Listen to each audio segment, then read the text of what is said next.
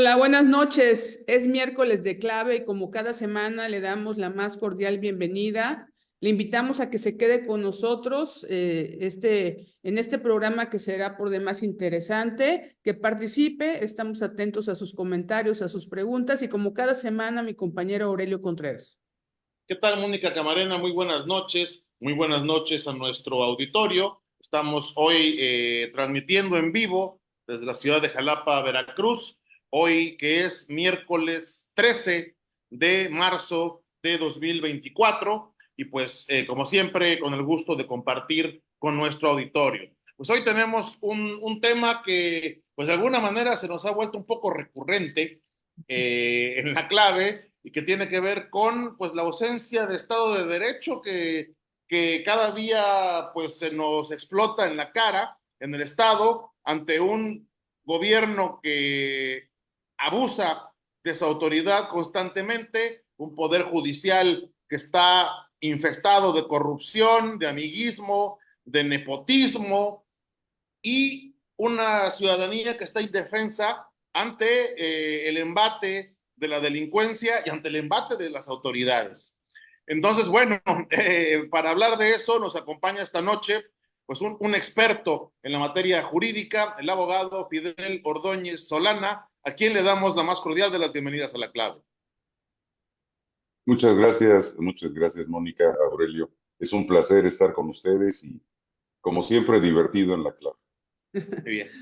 Muchas gracias, licenciado, por estar nuevamente aquí. Usted es parte de la clave, de los análisis tan puntuales que nos ha permitido escuchar. Y bueno, pues vamos a arrancar con un tema que nos parece sumamente importante, pues porque definitivamente deja en claro cuál es la posición del gobierno frente a una elección y obviamente nuevamente en el atropello del el Estado de Derecho. Y bueno, pues en este sentido usted se ha pronunciado y ya ha externado su análisis jurídico acerca de la negativa y negativa pública, hay que decirlo, del gobernador de Veracruz, Cuitlava García, para firmar un convenio, como debe ser, con el INE, digamos, la delegación del INE en Veracruz, que permitiría a las personas que no han sido sentenciadas, que por cierto son muchísimas en Veracruz, porque es como un deporte,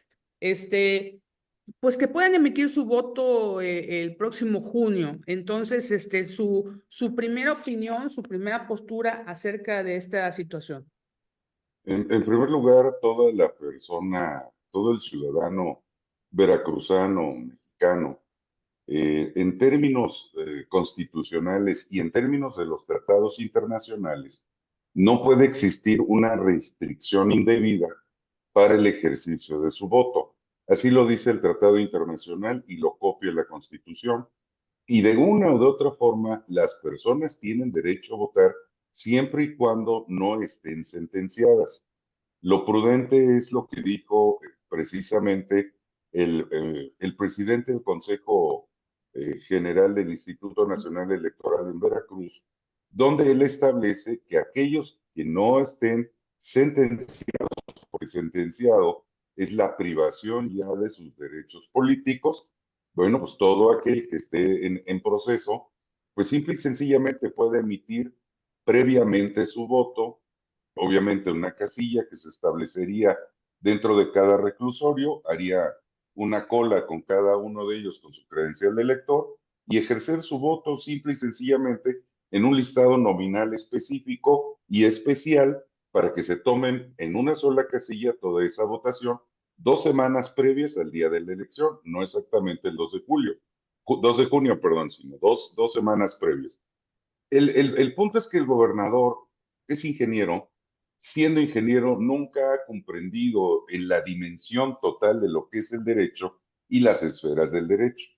Está muy acostumbrado a que cuando dicta resolución en su palestra en la sala de banderas, tacha a las personas de delincuentes, olvidándose que la Constitución establece que todo mundo va a ser responsable, no, sino que todo mundo va a ser inocente hasta que el Estado pruebe lo contrario.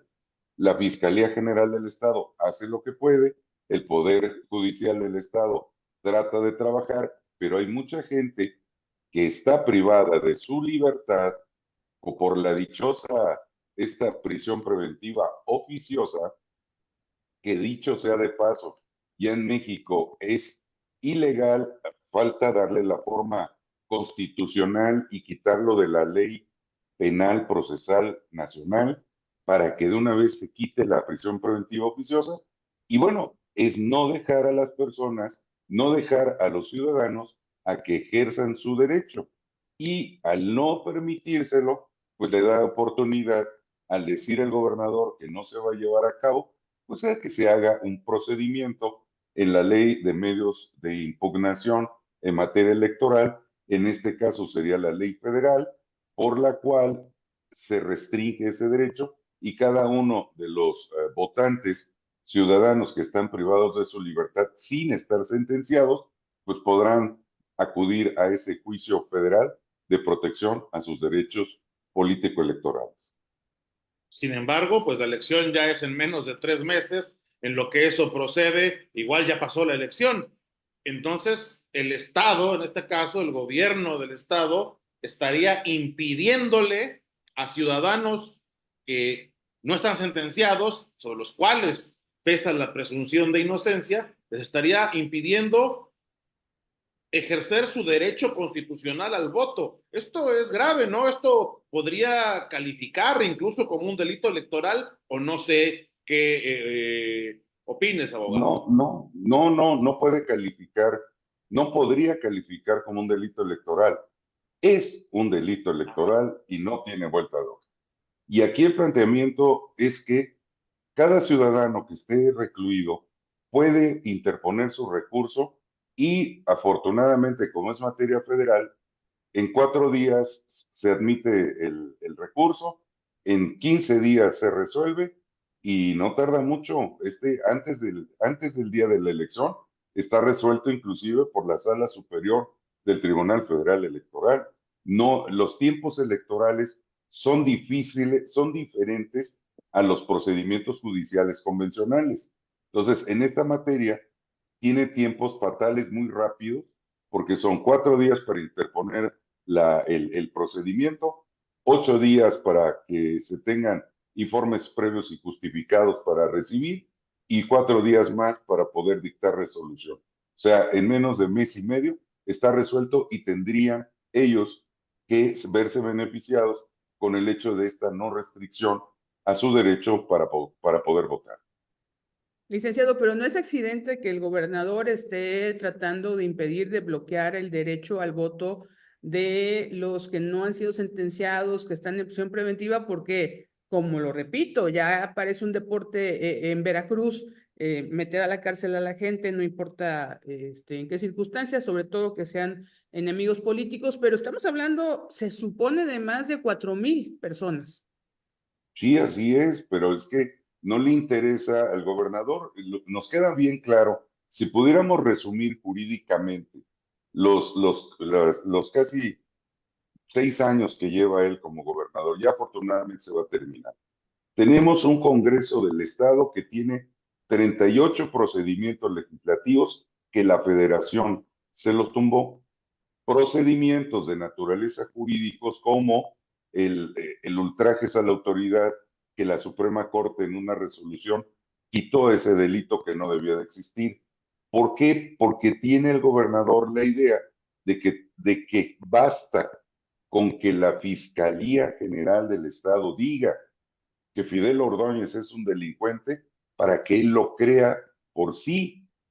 Cuando se le olvida, porque no lo sabe, no sabemos si se le olvida o no lo sabe, la presunción de inocencia y que existe en este momento en México una estructura jurídico-constitucional elevada a los tratados internacionales que deben de respetar al individuo, al ser, y entonces de repente está muy acostumbrado a dictar sentencia y a decir que esto no procede, cuando realmente no tiene esa posibilidad jurídica ni siquiera de faltarle al respeto al ciudadano. Entonces, ultrajes a la autoridad en un momento, la dichosa ley Nale, que decía que los hijos le daban la nacionalidad cuando sabemos que eso es un completo imposible.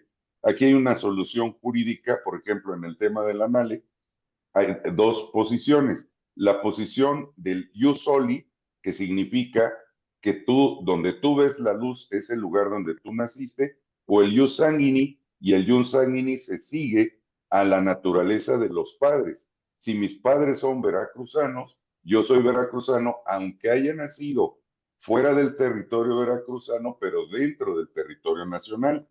Esa es la solución, pero que digan que los hijos le dan la posibilidad de que alguien sea veracruzano por convicción, como dice ella, eso es imposible. El siguiente concepto, que además ha sido muy molesto para la gente, ha sido que se ha negado a que se haga cualquier comentario con relación a la prisión preventiva oficiosa. Inmediatamente que le preguntan en sus pseudomañaneras, él responde que es una ilegalidad, pero no entiende qué cosa es, no sabe qué es la diferencia entre una prisión preventiva oficiosa y una prisión preventiva justificada. La diferencia es bien simple. En la justificada tiene que trabajar la fiscalía, en la oficiosa no tiene que trabajar la fiscalía. Así es que no es complicado ese tema. Bueno, pero para él sí lo es y lo ha llevado a cometer pues abuso tras abuso, ilegalidad tras ilegalidad, que pues se refleja también en la violencia impune que campea en el estado y que tiene a varios municipios en la ingobernabilidad, en la indefensión, ¿no? Particularmente la semana pasada, pues ofreciste una rueda de prensa hace unos días con habitantes del Lerdo de Tejada. No, no fue la semana pasada, fue apenas, ¿verdad? Fue El lunes, el lunes. fue el lunes, ya habíamos nosotros aquí en La Clave también tratado un poco ese tema, donde pues están completamente en la cuasi anarquía en ese municipio porque, entre otros actores de autoridad, el Congreso pues no ha tomado cartas en el asunto, donde no hay un presidente municipal formal, hay una síndica en funciones que ni picha ni cacha ni deja batear, y una policía municipal que ya asesinó a una persona y que mantiene en el terror a la población de ese municipio por hablar solo de ese municipio. Pero tenemos el caso también de Actopan. En Actopan metieron a la cárcel al alcalde, después huyó, trajeron al suplente, lo metieron a la cárcel, metieron a la cárcel a la síndico, que todavía tengo entendido que sigue en la cárcel, y terminó como presidente municipal el regidor segundo, no el regidor primero, sino el regidor segundo, porque así se le antojó al secretario de gobierno en ese momento poner al regidor. ¿Qué es lo que sucede en Lerdo de Tejada? Algo muy sencillo. La gente no votó por la alcaldesa que está en funciones ahorita, que son funciones de hecho, pero no de derecho. La gente no votó para que ella ejerciera el presupuesto en 2 años del Ayuntamiento de Lerdo de Tejada. La gente no votó para que ella comandara y recibieran órdenes la policía municipal de ella. Ellos votaron por un presidente municipal. El presidente municipal está de embajador en Durango, en un reclusorio federal de alta seguridad, y está él allá con un procedimiento faccioso de un muchacho que se supone que secuestró, pero que el mismo muchacho que se dice secuestrado dijo que nunca lo secuestró, pero aún así tienen el proceso allá y seguirá y sigue detenido, lleva 2 años. Entonces, ¿qué es lo que le sucede? Porque los que vinieron con Del Lerdo de Tejada fueron 4 representantes, pero tenían más de 1,306 firmas que se presentaron en el Congreso del Estado para pedir, nada más una proporción, 1,300 firmas es el 10% del padrón electoral de Lerdo de Tejada. Era más que suficiente porque una presidencia municipal se gana con 4,000 votos. Es el 25% de lo que significa que alguien llegue a ser alcalde de Lerdo de Tejada. Las personas se manifestaron y están pidiendo, porque ya no es posible esta crisis de gobernabilidad, y piden 3 cosas. La primera, pues obviamente la destitución del cuerpo edilicio completo o lo que queda del cuerpo edilicio para que puedan operar y sigan trabajando. En segundo lugar, pues que se hagan responsables los policías, como deben de hacerse responsables los policías con la visión de que el Congreso del Estado tiene que marcar por vía de un consejo municipal la proporción del trabajo, pues no solamente el policía, sino de alumbrado público, agua potable y todo, y que el consejo sea quien pueda definir. Y en tercer lugar, pues lo que estaban pidiendo muy concretamente, pues es simple y sencillamente que si es el caso, pues que se hagan nuevas elecciones, aunque sean por los 2 años que restan para la presidencia municipal, pero bueno, tiene que darle un punto de solución. El Congreso del Estado recibió la queja hace 2 años, una queja sustentada en derecho.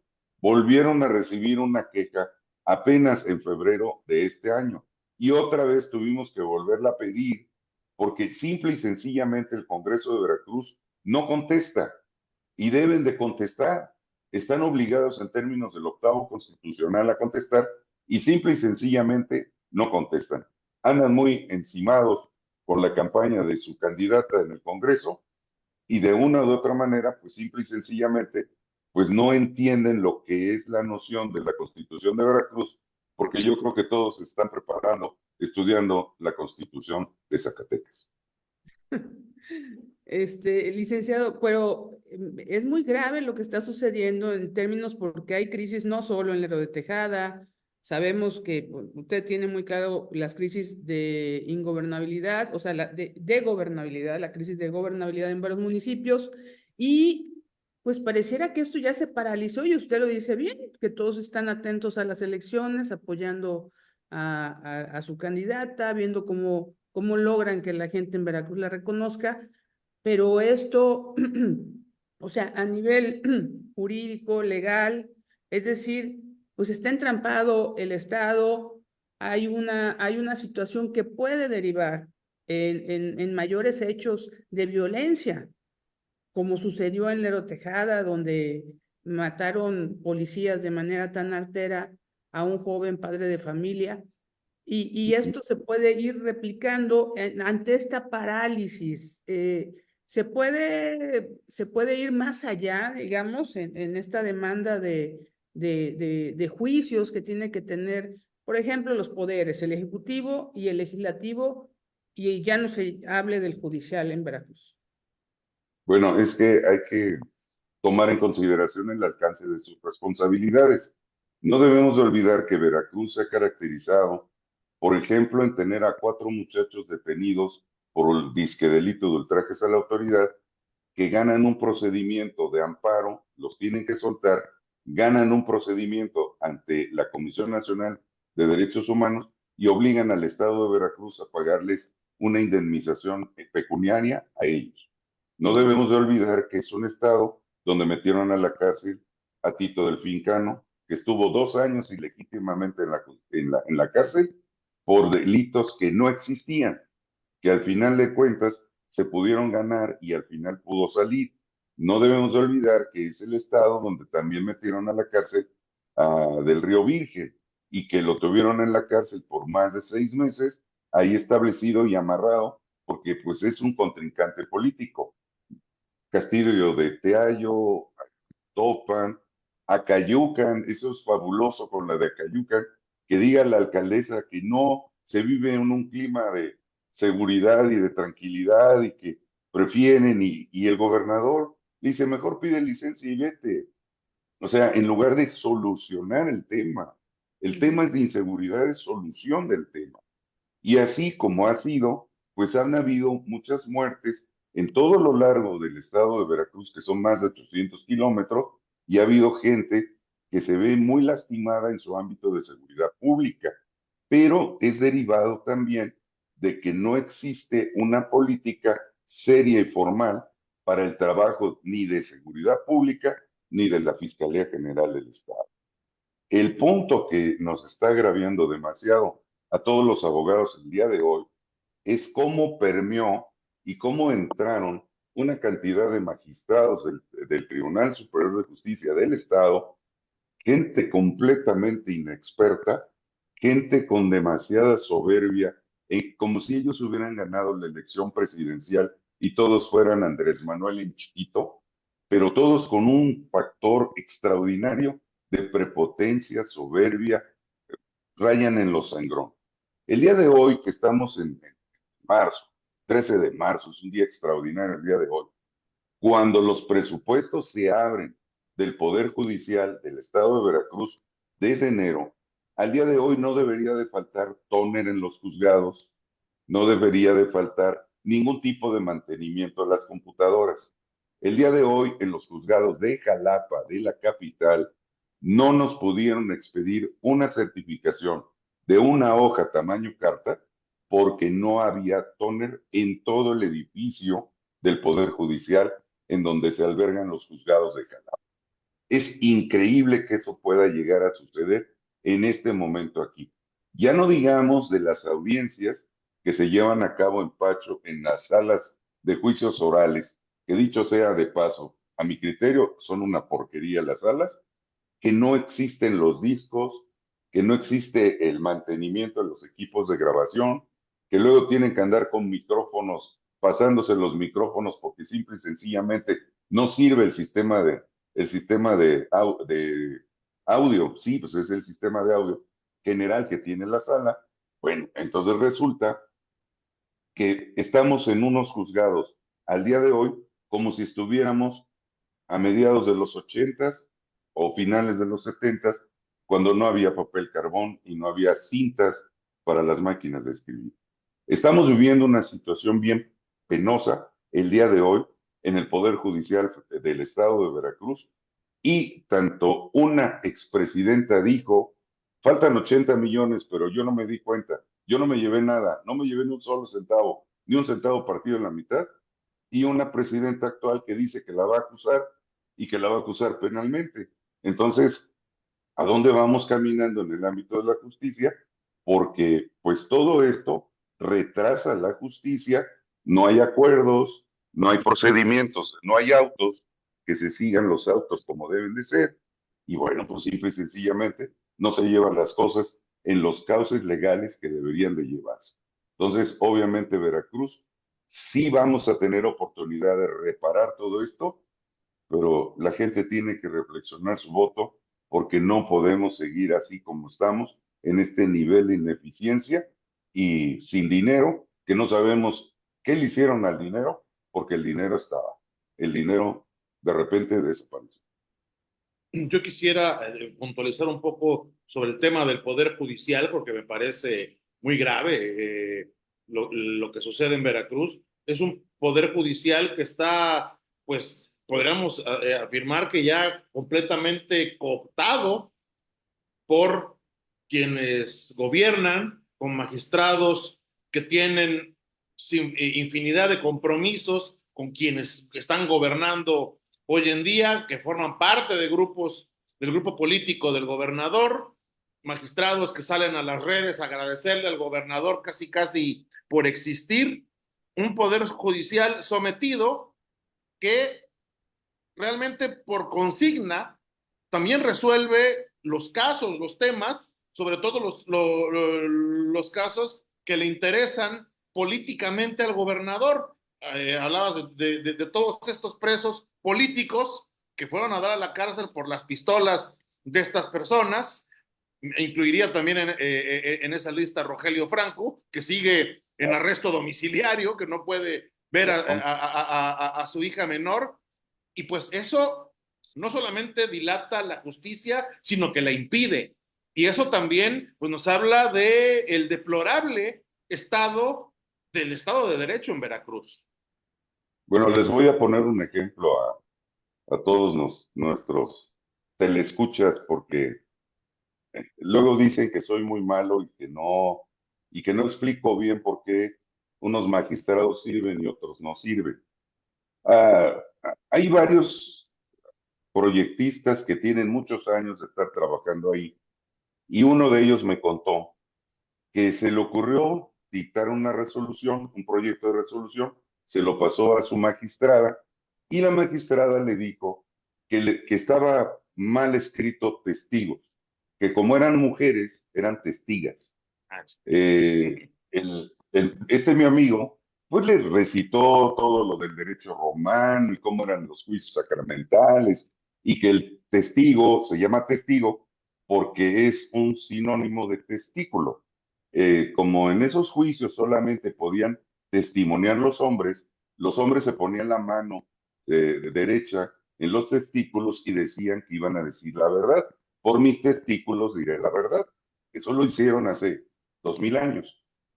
Después de que le explicó todo esto a ella, ella le dijo que no, que de ninguna manera vivimos tiempos modernos y nos ha llegado la transformación de cuarta para transformar todo este tipo de cosas y le quitas testigos y te vuelven testigos.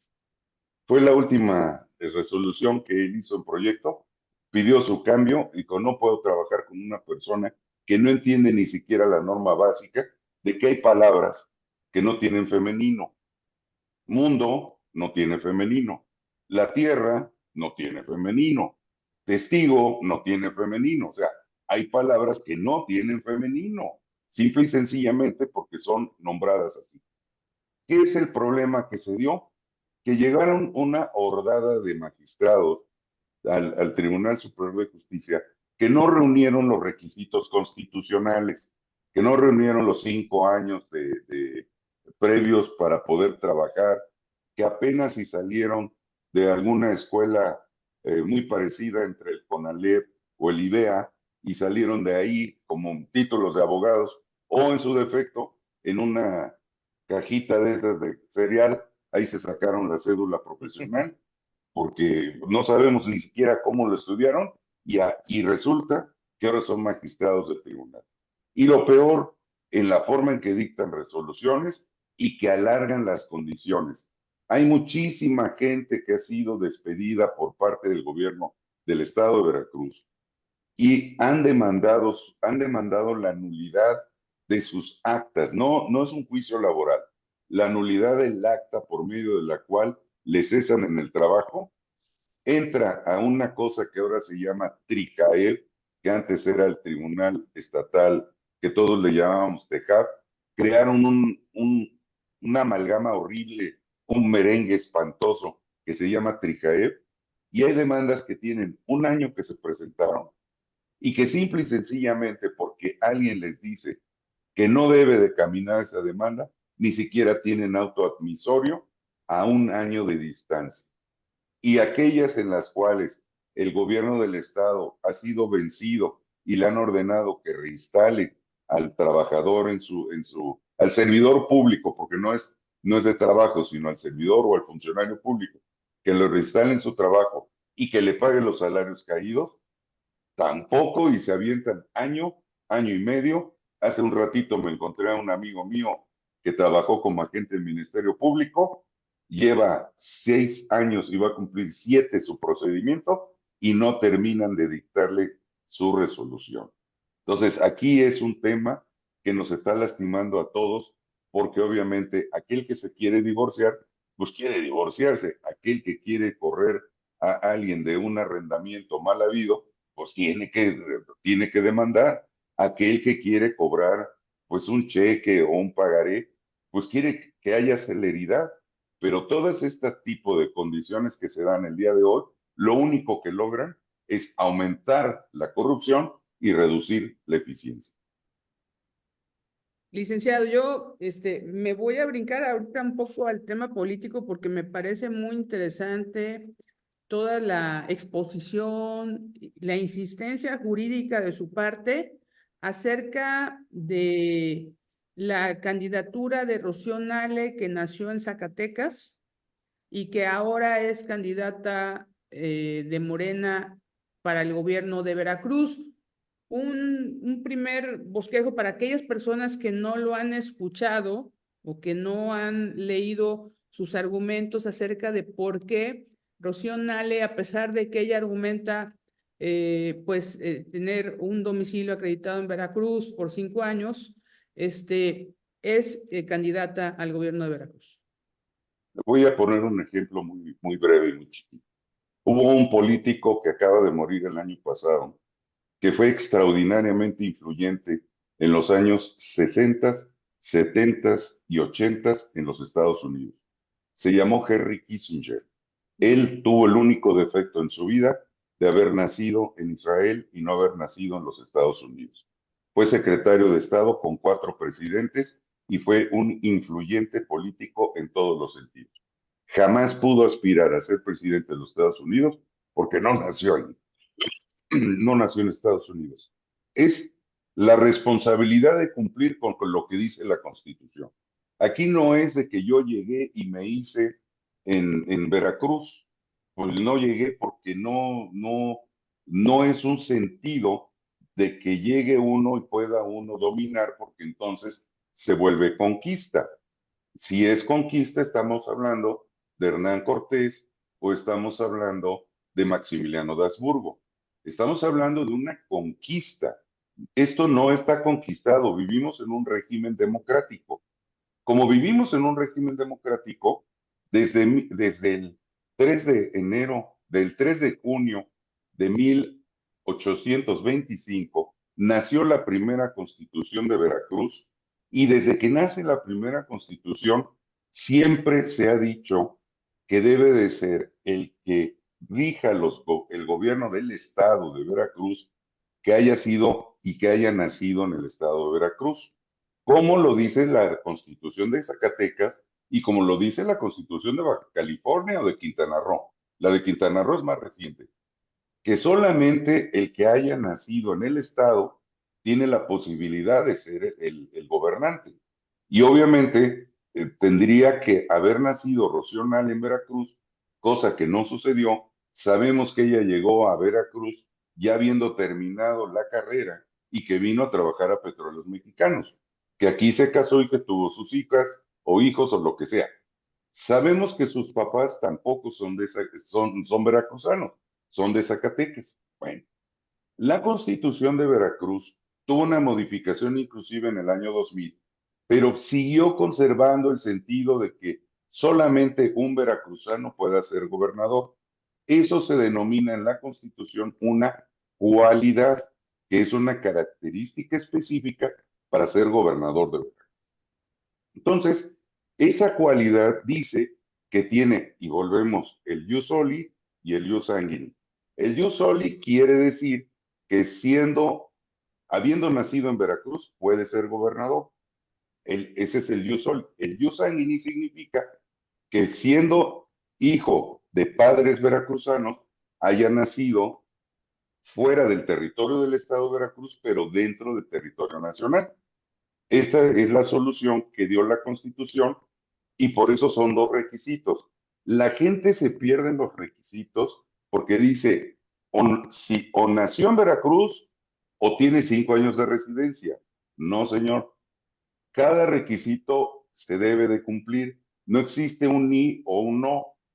Cuando nosotros nos vamos a titular de la carrera, a nosotros nos piden el certificado de preparatoria. No debemos de presentar más que el certificado de prepa y el certificado completo de nuestros estudios profesionales. Si nosotros nos presentamos ante la autoridad universitaria y no le llevamos el certificado de la prepa, pero le curamos y le perjuramos que sí hicimos la preparatoria, no nos van a expedir nuestro título profesional. ¿Por qué? Porque son 2 requisitos que se deben de cumplir.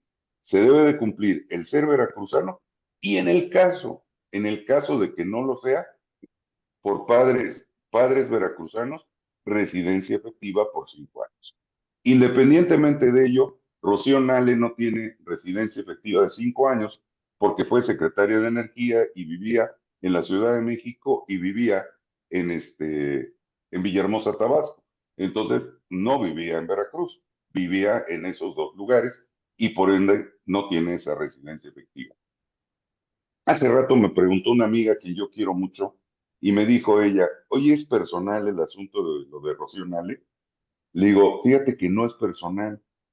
Hay 2 cosas que a mí me molestan profundamente porque yo amo a Veracruz y mis padres me enseñaron a amar a Veracruz en serio. Mis padres fueron unas gentes llenas de cultura veracruzana, de antropología, arqueología, etnología, todo lo que sé de Veracruz lo sé porque ellos me instruyeron y ellos me ayudaron a aprenderlo.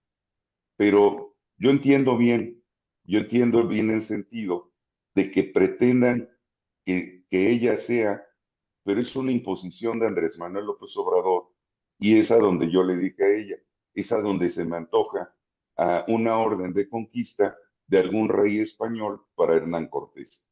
O por el otro lado, en el sentido del incumplimiento de la ley, porque cuando vino Maximiliano de Habsburgo, invitado por Juan Nepomuceno Almonte, allá a la Ciudad de México, a tomar las riendas del Imperio Mexicano, Maximiliano vino en contradicción a la Constitución de 1857, que decía que solamente un mexicano podía ser presidente de la República. Entonces, de las dos formas como lo queramos ver, no puede cumplir estos requisitos y esa cualidad especial rocional. Finalmente hay un tema que casi nadie percibió, nadie lo vio. La misma convocatoria del partido Moreno en la base quinta establece con plena claridad que se debe de inscribir un veracruzano por nacimiento para contender a ser gobernador de Veracruz. Ellos mismos, en su misma convocatoria, le pusieron que tenía que ser veracruzano por nacimiento. Eso no lo pusimos nosotros, no está sujeto a interpretación, lo hicieron ellos mismos. Así es que ese es un punto que vale la pena dejarlo muy bien aclarado, porque efectivamente no puede ser, no reúne los requisitos de elegibilidad. Ella puede ser gobernador de Zacatecas porque ella sí cumple la cualidad que pide la Constitución de Zacatecas, pero no puede ser gobernadora de Veracruz.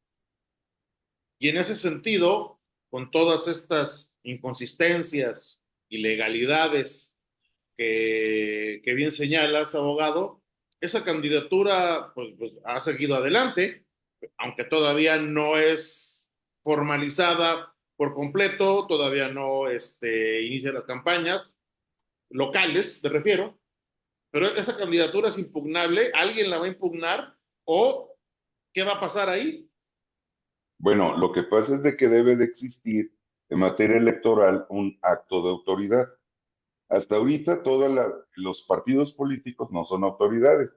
Pues la designaron aquí como coordinadora de la defensa de la transformación de Cuarta, la que le dieron, se dan bastones como si fueran bastones de mando por todos lados y los collares y todo. Y sí, sí, lo voy a lograr y voy a hacer. Mas, sin embargo, el primer acto constitutivo de su momento como candidata es el próximo 15 de marzo, que es El del, viernes. del viernes, en donde ya va a presentar formalmente los partidos políticos la postulación. Una vez que presentan los partidos políticos la postulación, tiene 4 días aproximadamente el Consejo General del órgano electoral del Estado de Veracruz, que le llaman OPLE, tiene 4 días para sesionar, para aceptar o no el registro de Rocío Nale. Y en ese momento se escucharán las palabras y las voces de los partidos políticos de oposición y obviamente de los consejeros ciudadanos y saldrán con su acuerdo y ya sabremos si el OPLE se va a prestar a la ilegalidad constitucional. Y bueno, adelante. Una vez que se dicte esa resolución por el OPLE, teniéndola a ella como candidata, en ese momento ya es cuando por fin se va a impugnar porque yo sé que se va a impugnar, porque muchas gentes de muchos partidos políticos que no están ni siquiera de acuerdo con nada de Morena, son los que me han dicho que van a hacer la impugnación y a partir de ese momento se impugnará la noción. La impugnación tendrá como primer paso irse a la sala, al tribunal, a la sala superior del Tribunal Electoral del Estado de Veracruz. Y tiene poco tiempo para resolverlo. Van en contra de los términos legales. Una vez que se resuelva y por la naturaleza de la forma en que el Tribunal Electoral lo resuelva, ya sabremos si se puede recurrir ya en el ámbito federal a la Sala Regional Zona Golfo del Tribunal Federal Electoral, que tiene sede en Jalapa, o la Sala Superior del Tribunal Federal Electoral con sede en la Ciudad de México, atrae el asunto y lo resuelve de plano. Entonces, obviamente, es una impugnación, es una crónica de una muerte anunciada, porque hay muchísima gente que entiende que obviamente pues es de Zacatecas y que no puede gobernar Veracruz. Ha permeado en la ciudadanía, afortunadamente, falta gente que lo entienda, pero ha permeado, y eso sí lo sé, en la gente del Ople, que los hace dudar si pueden pasar a la historia por ser irresponsables y no respetar la Constitución de Veracruz. Los consejeros del OPLE deben de entender, empezando por la presidenta, que pueden violar la Constitución de Veracruz en una supuesta interpretación que ellos pudieran dar de algo que no es interpretativo. La señora, con mis respetos, no es veracruzana y no tiene derecho, pero los ciudadanos que forman parte del del Consejo General por la parte de la ciudadanía, más los partidos políticos, pues va a ser muy buena esa sesión y creo que vale la pena estarla escuchando y oyendo, porque sí se va a debatir bastante, si tiene posibilidades o no tiene posibilidades, pero de antemano sabemos el día de hoy, constitucionalmente hablando, que la señora no tiene ningún tipo de posibilidad.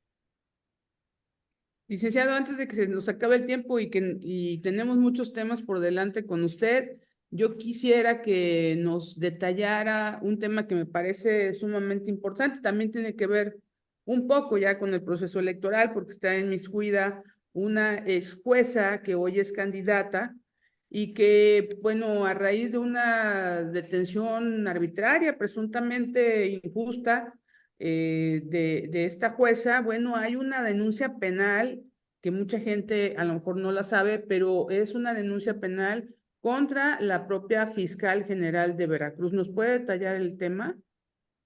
Este tema dio mucho, la juez se inventaron de ella, inclusive cuando la detuvieron, que en un lugar ahí por el arco sur, ella venía bajando de su casa, sacó una pistola y le disparó a policías, cosa que es completamente absurdo.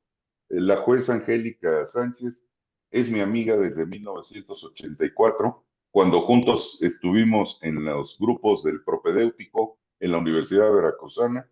Somos amigos de siempre y la conozco, es una mujer muy estudiosa, muy seria, muy profesional, y es de esas pocas personas que le daban prestigio y lugar al Tribunal Superior de Justicia de Veracruz, porque siempre se había destacado por dictar muy buenas resoluciones, porque le gustaba estudiar. Pero bueno, dicho sea el paso. Los testigos que sirvieron en ese asunto de un delincuente que dijo el gobernador que se llama Etiel y que yo no creo que sea delincuente y que está detenido él creo que en Durango, creo que por allá está, no, no está en Durango, está en alguna otra de allá del norte, no recuerdo el lugar, o en Sinaloa, por allá. Los testigos que sirvieron para señalarlo, porque dicen que él fue el que mandó a matar a un exdiputado, ¿sí? Y que él había pagado y dado los medios necesarios para que la gente lo matara. Los testigos que lo señalan a él presentaron esta semana una denuncia penal en contra de la fiscal general del Estado, el fiscal regional de la zona de Córdoba, que va a dar hasta Cosamaloapan. Le dictaron contra los agentes del ministerio, contra los agentes que los detuvieron, porque ellos están presumiendo que hubo tortura. Inclusive los escritos lo dirigieron directamente al señor fiscal general de la República, Alejandro Gertz Manero. Los tuve a la vista con el sello de recibido y sé que ellos ya se presentaron, ya declararon y dijeron que por vía de tortura, que es lo más ridículo del mundo, habitualmente se tortura a un delincuente para que confiese su delito. Aquí resulta que a los testigos los torturaron para decir que el delincuente había sido, el autor intelectual había sido esta persona de piel y que ellos pues se vieron forzados porque estuvieron privados de su libertad, que sería un delito aparte, no secuestro, sino privación ilegal de la libertad, pero adicionalmente a esa privación tendrían ellos el motivo de tortura. Dicho sea de paso desde un plano jurídico convencional, la autoría intelectual de cualquier delito es lo más difícil de probar jurídicamente hablando.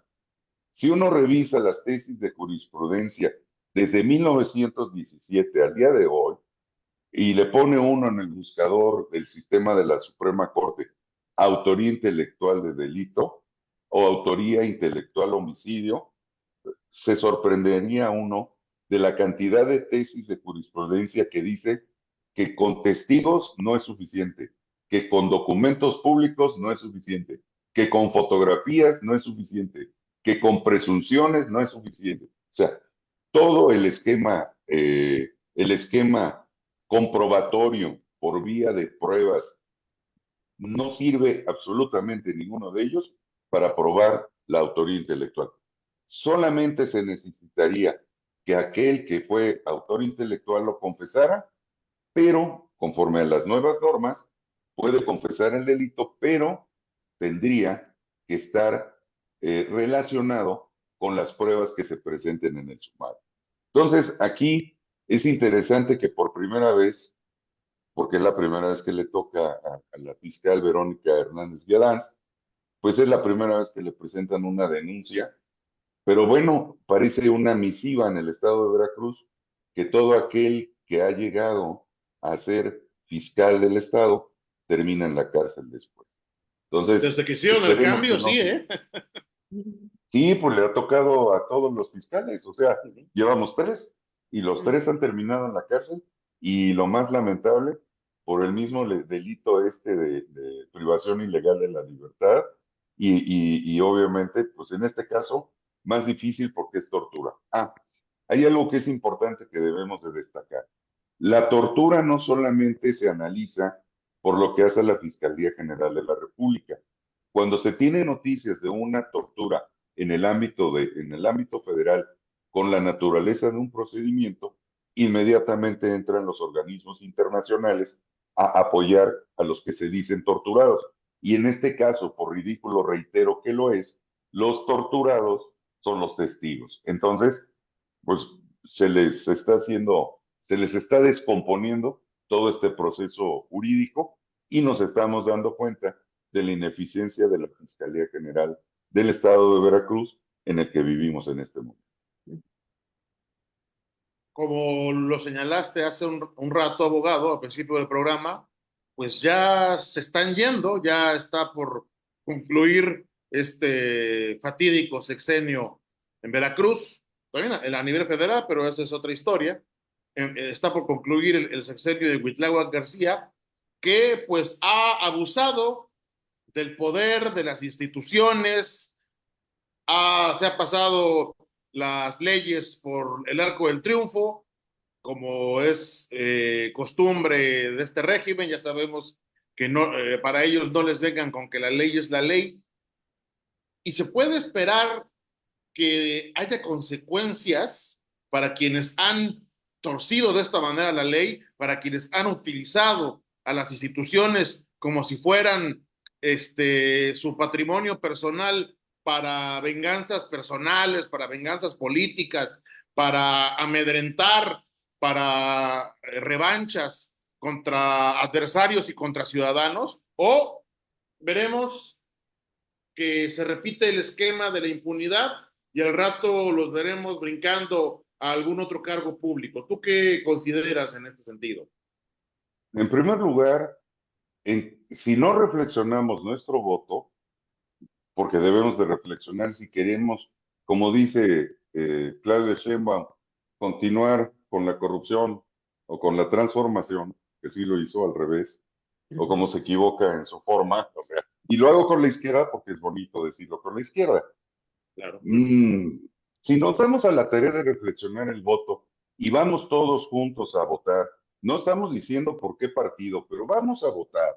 Vamos a votar por si ratificamos a esta bola de gente o le damos un golpe de timón y cambiamos en nuestro esquema. Eso nos va a permitir desarrollar. Hay cosas que son importantes, por ejemplo, y Y toco el tema de Rogelio Franco. Rogelio Franco ha sido, creo, el más sacrificado de las acusaciones ilegales, ilegítimas, inconstitucionales en contra de él. Y finalmente le falta un procedimiento y logra salir. Nada más que no se le debe de olvidar a Rogelio Franco que la prescripción para los delitos cometidos por el gobernador, por el secretario de gobierno, por el subsecretario de gobierno, por la fiscal general, por el fiscal que lo persiguió y por los jueces que le dictaron, pues prescribe más o menos como 7, 8 años después de que ellos dejen su cargo. Entonces, porque lo que se constituye en él es una privación ilegal de la libertad, es incumplimiento de deber legal, es abuso de autoridad. Todo lo que han hecho con él, todo eso ha ido encaminado a una colección de delitos que se convierte en un rosario completo, del cual podrá escoger qué delito no. Mismo caso del Fincano, mismo caso del Río Virgen, mismo caso todos, y hay muchísima gente que ha sido injustamente detenida y metida a la cárcel con fines de naturaleza político. Entonces, el gobernador piensa, y eso se los dije el otro día, cuando habla mal de los jueces de distrito, se le olvida que cuando él le toque ser carne de la res, se le olvida que va a tener que recurrir a un juez de distrito para pedir amparo. Los jueces de distrito del estado de Veracruz, dudo mucho que quieran, se van a excusar, van a decir que no quieren llevarle ningún juicio de amparo a él. ¿Por qué? Porque simple y sencillamente, pues él ha hablado mal de ellos y tiene la peor de las relaciones con el Poder Judicial Federal. Creo que va a poder pedir amparo si es que algún juez se lo admite por allá de Baja California Sur o por allá de acá abajo por Chiapas, en algún lugar de estos va a poder pedir amparo porque en Veracruz ha hablado mal de todos los jueces y obviamente no hay manera de que ningún juez se los conceda. Si hay responsabilidades penales, sí se van a hacer cargo de estas responsabilidades.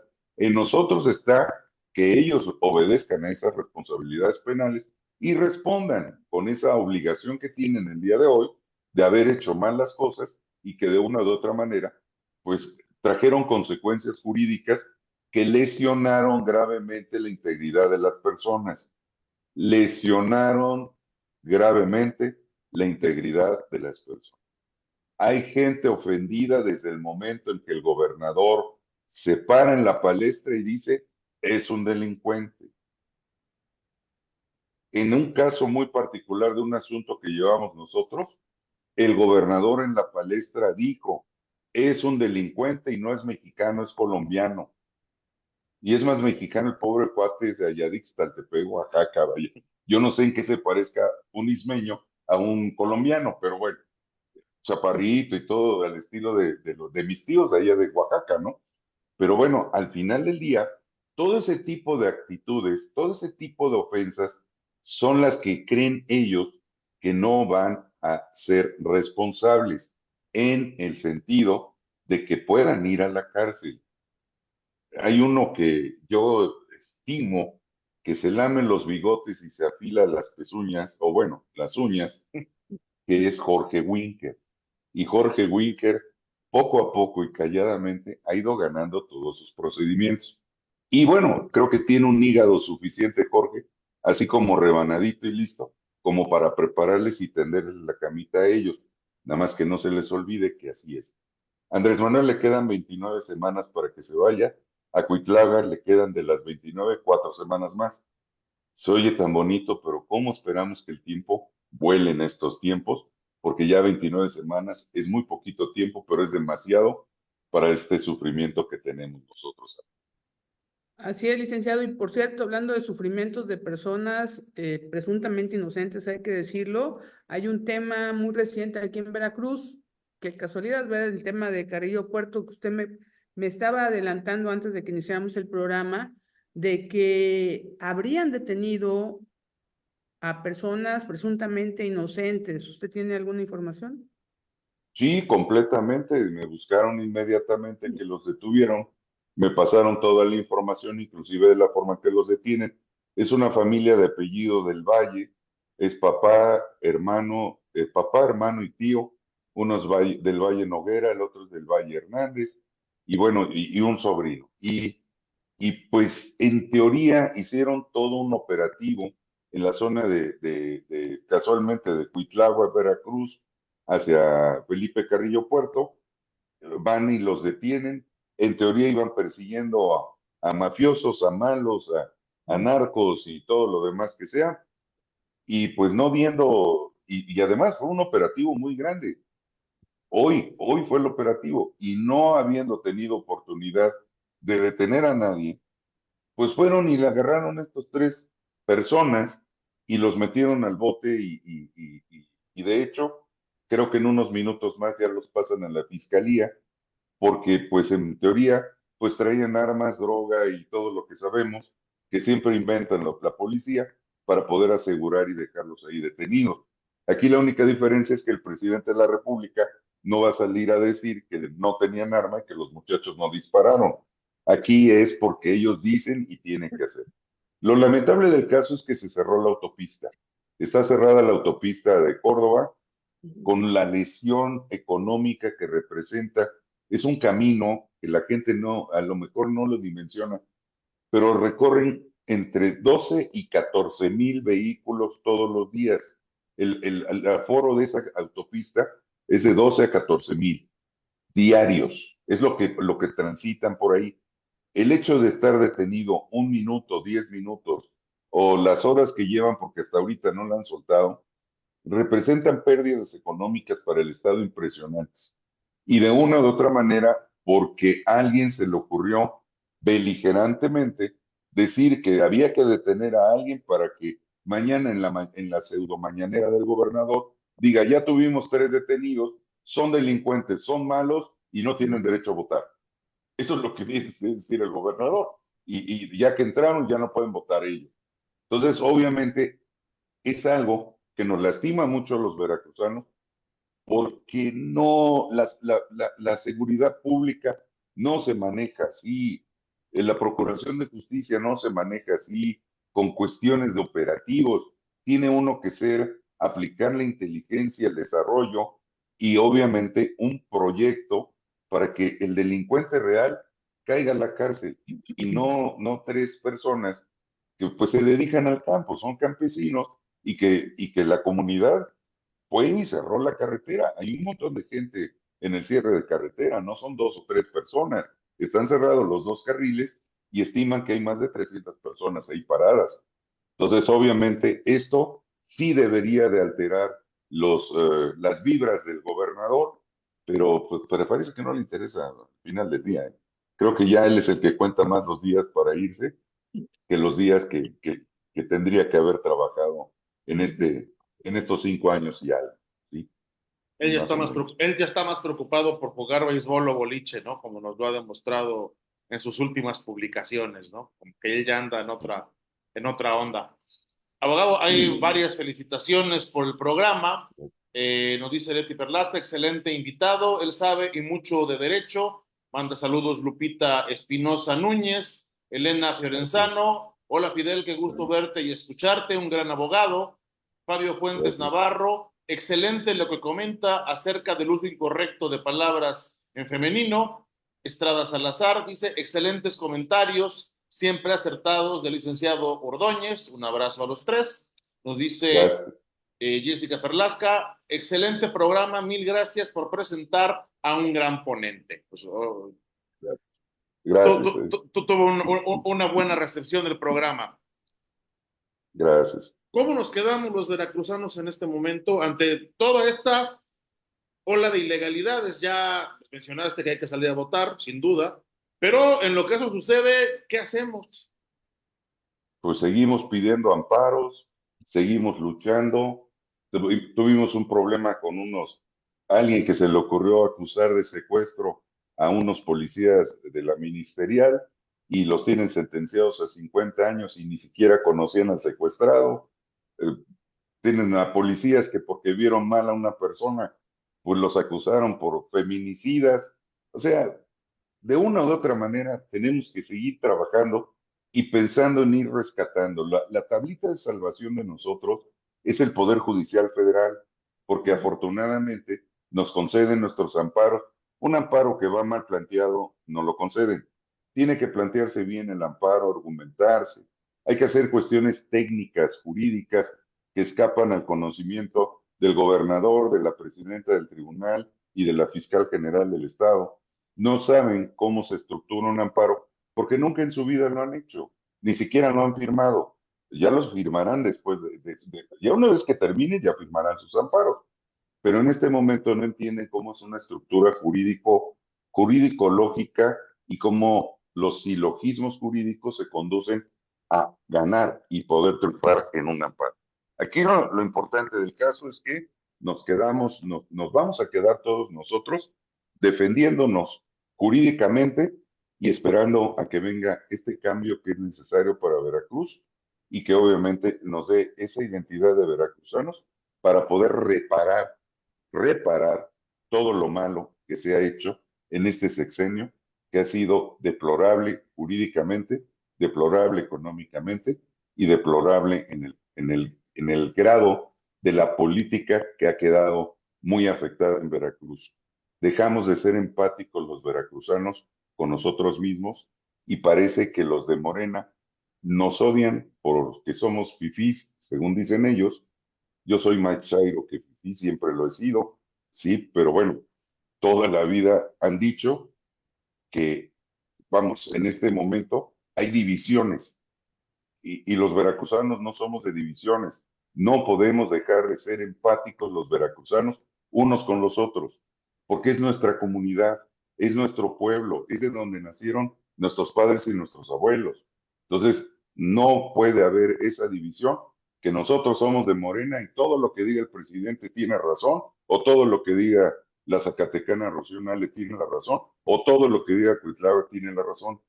Debemos aprender a escucharnos como veracruzanos que somos y como ciudadanos de este mundo, que al final nos toca, como diría Carl Sagan, ir viajando en este viaje interestelar por la galaxia. Así es como vamos caminando todos. Muchas gracias, abogado Fidel Ordóñez. Ha sido una plática muy interesante y muy entretenida, además, y que pues pone los puntos sobre las íes, sin lugar a dudas, ¿no? Que deja claro pues lo que está pasando en Veracruz y lo que puede seguir pasando si no nos ponemos las pilas los que vivimos aquí. Muchísimas gracias, abogado Aurelio, Fidel muchas gracias. Ordóñez. Y Un pues fuerte abrazo. muchísimas gracias a nuestro auditorio. Esto fue La Clave. Hasta pronto.